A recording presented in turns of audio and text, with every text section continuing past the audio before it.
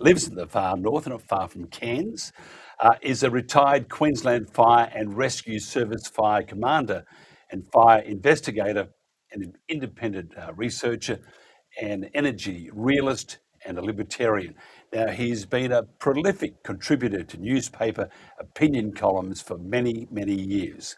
In fact, he started off when the columns were done in stone. He was deplatformed from major newspapers in 2020. I made that up, by the way, during the COVID-19 magnificent era, which prompted him to stand as a candidate in the 2020 Queensland election and the 2022 federal election. His media ban was lifted in August 2022, and Peter is a long-term resident of Far North Queensland. Peter, thanks for joining us. G'day, Mike. It's good to talk to you again. I also ran in 2024 in the Queensland election as a candidate for One Nation in Cook, just to my north. Well, there you are. And isn't it interesting, speaking of One Nation, at the moment it's leading the polls, and Queensland at the moment is a One Nation state. Well, it's not actually all that surprising. It's the only real surprise about it is that it's taken people so long to wake up. It's now self-evident that the Labor, Liberal, National, Green, Teal Uni Party, as I like to call them, are representing foreign interests. They don't represent the will of their electorates in accordance with their sole constitutional obligation, as laid out by the late great Arthur Tresby, one of our greatest constitutional scholars and a former federal MP himself. They seem to enact only the interests of the United Nations, hence Uni Party with a capital UN, and they seem to disregard pretty much everything that we want, everything from energy security and food and water security and access to the infrastructure that our forebears built. They're just ignoring us on every level, and hence you get a party that's a little bit more, open to following the will of the people, like One Nation, and people are going to go there. You know, during the height of the COVID pandemic, I travelled down through Western Queensland to the big Freedom Rally in Canberra in 2022, towing a giant trailer with a huge billboard, Freedom billboard on it. And at that point, I estimated that maybe 20 to 40% of the Western Queensland population had woken up. But sadly, a lot of them seem to have gone back to sleep. Travelling around Cook, which is the peninsula, an area almost the size of Victoria, for the 2024 campaign.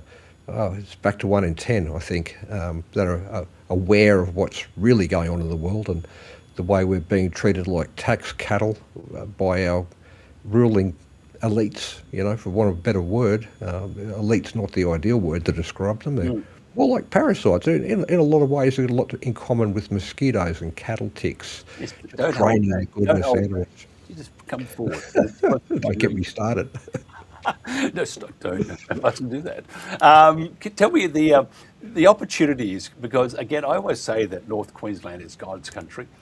It is. And one day I'll get there, hopefully still alive, because I really do love that part of the world. I think it's just simply magnificent. Tell us about some of the opportunities for those thinking about moving. Forget working in Cairns or working in an office, but if you wanted to create your own future by, for example, horticulture or something like that, what opportunities are there for those in North Queensland? Well, there's abundant opportunity. However, they're sadly restricted by the regulatory framework imposed on us by the parasites that I just mentioned. Oh, sorry, the elites, our so-called elected representatives. We've got an abundance of resources, space, water, minerals, everything we could possibly need to be a magnificently prosperous society here in Queensland generally, but Far North Queensland in particular. However, it's all being choked off by regulatory fiat. Now, prosperity hinges on three things. Prosperity for a population: access to food, access to water, to not only drink and bathe, but to grow the food, and energy to run the whole show. And all of those are currently, well, for want of a better phrase, under attack by our own governments in Brisbane and in Canberra, who seem to be doing everything they possibly can to restrict them. And you touched on the Gulf of Hormuz situation and Donald Trump, who's becoming increasingly unpopular with the Make America Great Again population in the US, and probably the same around the world, choking off a large portion of the world's energy in that particular conflict. And what's the end game of that? It's going to be starvation.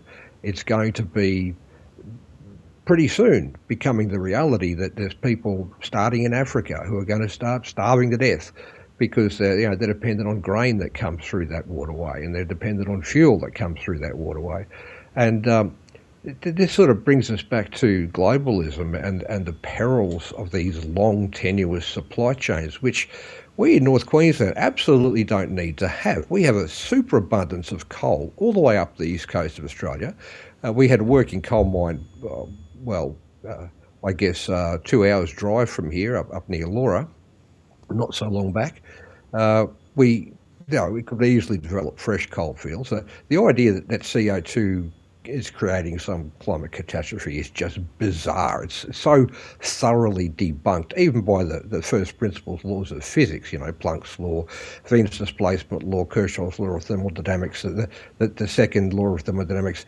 All of this just completely unravels that if you apply them properly. And again, part of my background is as a fire investigator, applying gas physics to scenarios inside buildings.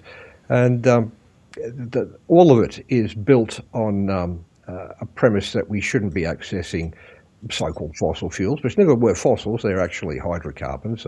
Coal, of course, is just ancient peat beds that were subject to repeated inundation that became impermeated with hydrogen over time, hydrogen escaping up through the crust. So oil and gas, empty oil and gas fields replenish over time because they're abiotic. They're a product of the breakdown of other compounds within the mantle. And there's absolutely no climate consequence to burning them. The people that create this sense of urgency that we've got to stop doing this are doing it for very nefarious reasons. They're not doing it with the interests of humanity at heart.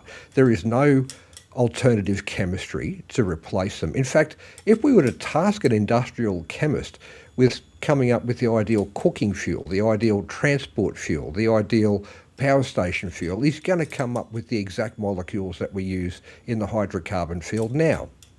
So if we have access to abundant energy in the form of oil, gas and coal, then we can produce steel and we can produce concrete and we can build dams and we can trap the superabundant water that we have in the far north. And not only, as your producer touched on earlier, that the Bradfield scheme, which was sadly shelved, it should never have been shelved, it should have been explored.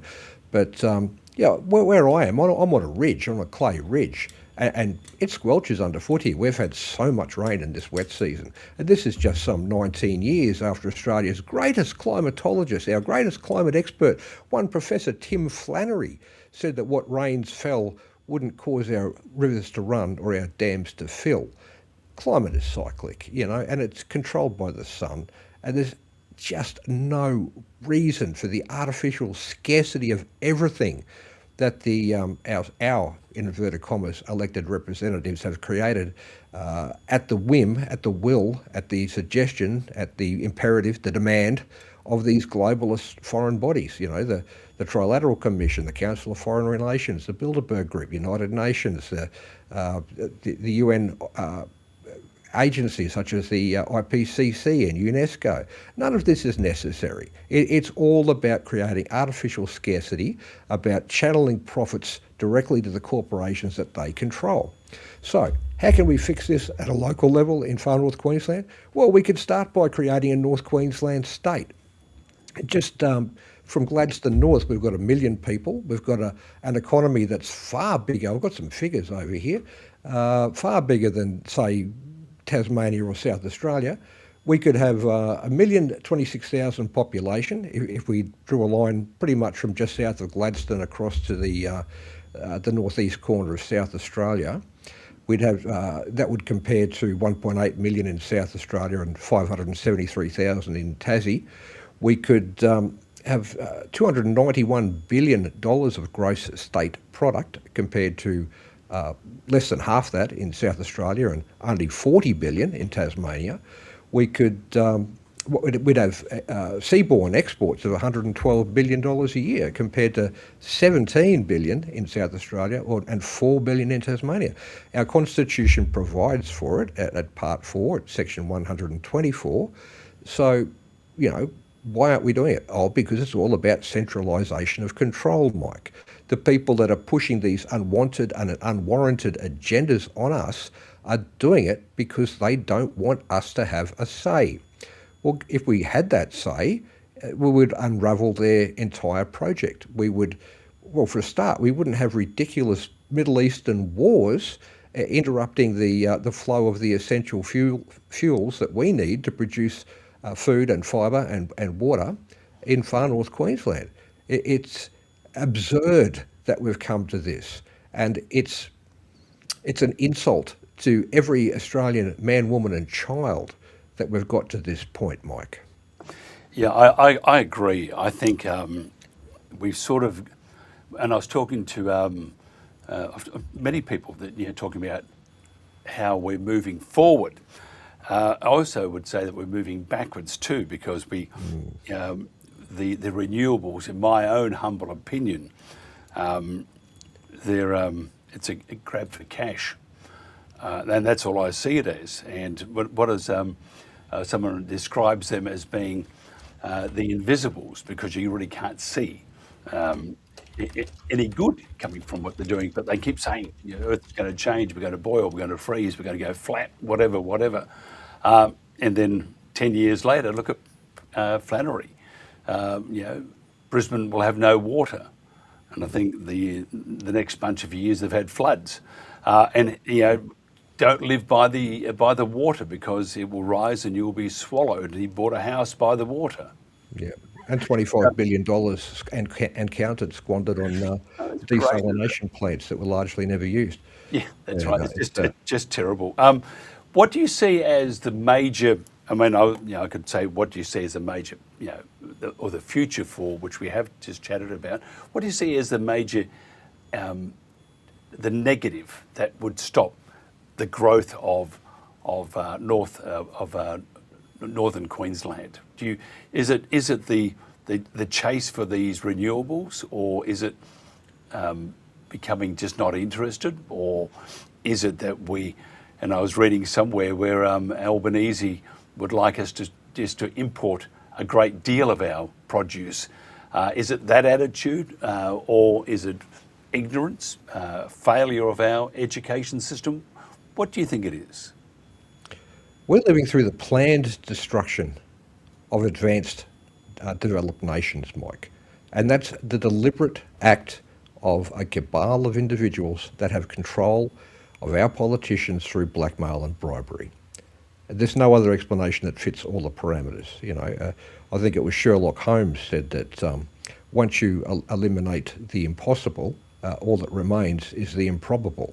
And that's where we're at. That there is no valid explanation for choking off our best farmland, as you touched on right at the start of your program, building ridiculous so-called renewable, I call them ruinable, energy projects across the best food-growing farmland to produce unreliable intermittent energy that cannot power industry and comes at an extraordinary cost.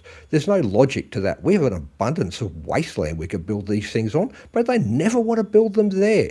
Isn't that peculiar?